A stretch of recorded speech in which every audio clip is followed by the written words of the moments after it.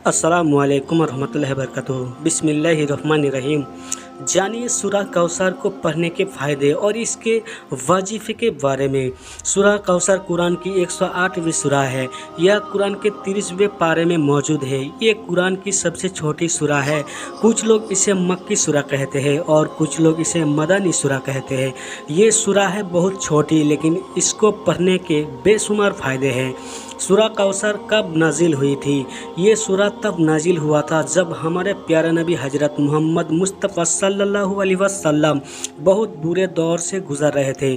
उस वक्त मुसलमानों पर बहुत जुल्म हो रहे थे और मुसलमानों की तादाद भी बहुत कम हो गई थी।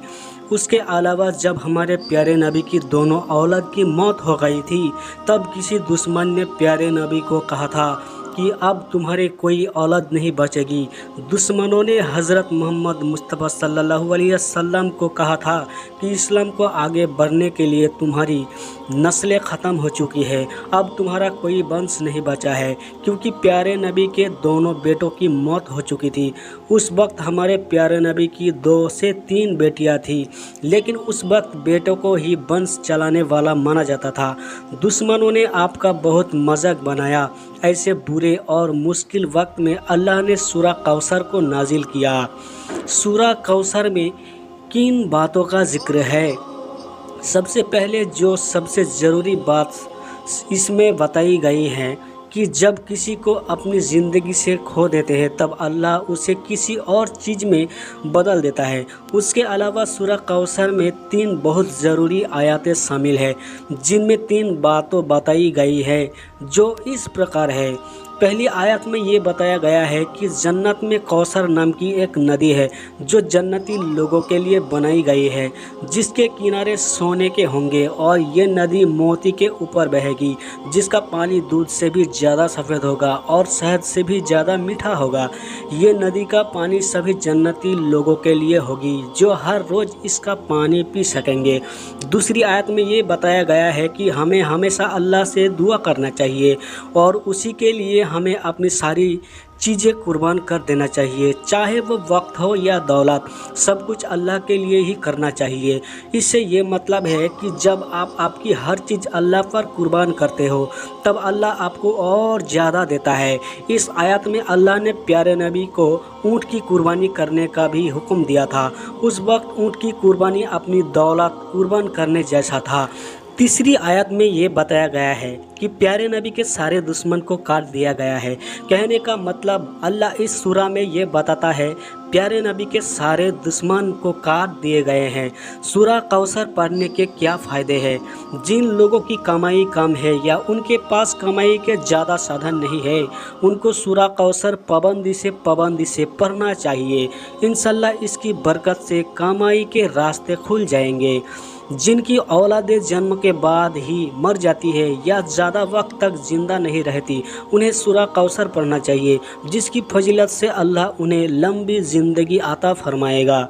जो शख्स पाबंदी से इस सूरह को पढ़ेगा उसे क़यामत के दिन जन्नत की कौसर नहर का पानी पीने को मिलेगा। आपने दुश्मनों से हर वक्त हिफाजत के लिए सूरह कौसर पढ़ना चाहिए, जिससे दुश्मनों से हर वक्त हिफाजत रहेगी और आप महफूज रहेंगे। सूरह कौसर की बरकत से आप हर तरह की बीमारी से महफूज रहेंगे। अगर पहले से कोई बीमारी होगी वो भी इस सूरह की बरकत से ख़त्म हो जाएगी। सूरह कौसर पाबंदी से पढ़ने वाले शख्स की हर मुराद पूरी होती है, इसलिए हर मुराद को पूरी करने के लिए सूरह कौसर पढ़े। अगर किसी की शादी में रुकावट आ रही है या रिश्ता होते होते टूट हो रहे हैं तो चाहिए कि सूरह कौसर हर ईशा की नमाज के बाद पाबंदी से पढ़े, जिससे रिश्ता में आ रही रुकावट से छुटकारा मिलेगा। अगर किसी की याददाश्त कमज़ोर है यानी उसे कुछ याद नहीं रहता तो उसे इस सूरह को ज़रूर पढ़ना चाहिए, जिससे उसकी दिमागी हालत में सुधार होगा और याददाश्त मजबूती होगी। सूरह कौसर गरीबी कम करने और अपने माल की हिफाजत के लिए पढ़ते रहना चाहिए। अगर किसी का व्यापार या बिजनेस बहुत अच्छा चल रहा है और वो चाहता है कि ये व्यापार ऐसा ही चलते रहे तो उसे पाबंदी से सूरा कौसर हर दिन पढ़ना चाहिए, जिसकी फजीलत से बिजनेस में बहुत मुनाफा होगा। इसके अलावा भी इस सूरा को पढ़ने के बेशुमार फ़ायदे हैं। हमें चाहिए कि हम कुरान की हर सूरा को पाबंदी से पढ़ें और उसमें बताए गए रास्तों पर अमल करने की कोशिश करें, ताकि हम अल्लाह की अज़ब से बच सकें और एक बेहतर ज़िंदगी गुजार सकें।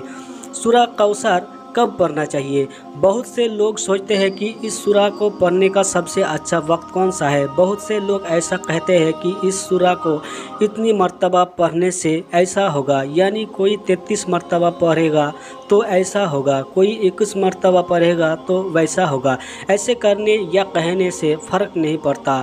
फ़र्क ये पड़ता है कि आप सूरा कौसर को कितनी मोहब्बत से पढ़ रहे हैं, कितना दिल लगाकर पढ़ रहे हैं, कितना खुशी से पढ़ रहे हैं। अगर आप सिर्फ किसी के कहने पर सूरा कौसर को 21 या 33 मरतबा पढ़कर इस काम से निपटने का सोचते हैं तो वो गलत है। आप सूरा कौसर को जितना दिल से पढ़ेंगे और अल्लाह से दुआ मांगेंगे तो अल्लाह आपकी दुआ को ज़रूर सुनेगा। फिर भी हम आपको बता देते हैं कि इस सूरा को पढ़ने का सबसे बेहतर वक्त कौन सा है। सूरा कौसर को आप कोशिश करें कि फजर की नमाज के बाद पाबंदी से जितना मरतबा आप पढ़ना चाहे पढ़ें, क्योंकि इस वक्त पर आपका दिल और दिमाग बहुत शांत रहता है और आपका ध्यान सिर्फ अल्लाह की इबादत की तरफ ही रहता है। बाकी आप ईशा की नमाज के बाद भी इसे पढ़ सकते हैं, क्योंकि ईशा के वक्त भी आप हर काम से फ्री हो जाते हैं और सोने से पहले अल्लाह की इबादत करके सोते हैं। फिर भी आपको जब वक्त मिले आप ये सूरा का जिक्र करते रहे, ताकि आपको इस सूरा को पढ़ने से फ़ायदे मिलते रहे। सूरा कौसर का वजीफ़ा क्या है?